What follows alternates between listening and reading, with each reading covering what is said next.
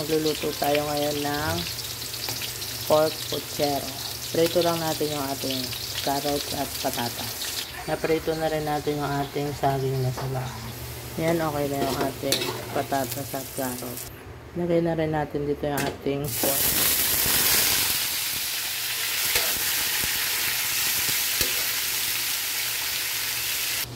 Yan guys, ito na yung ating mga gagamitin sa pagluto ng pork puchero.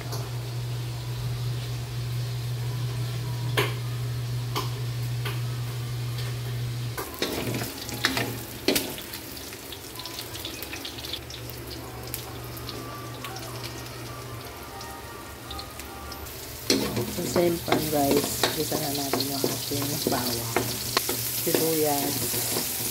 Lagay na natin yung ating salat.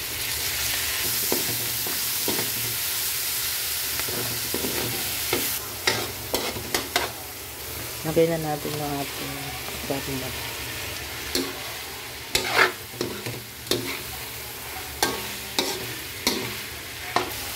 Lagyan na natin ng paminta.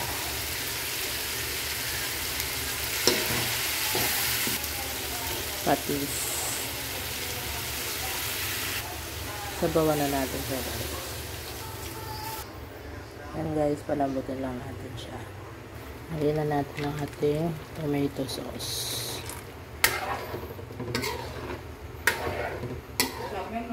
At ang ating pork and beans.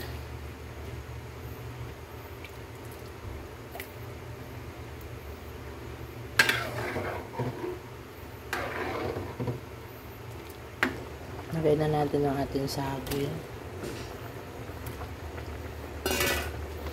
at carrots at patatas.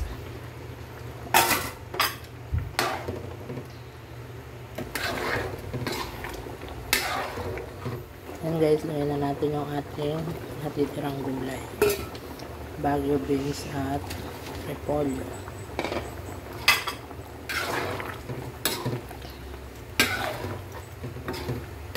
And guys, luto na yung ating pork puchero. Thank you for watching. Bye.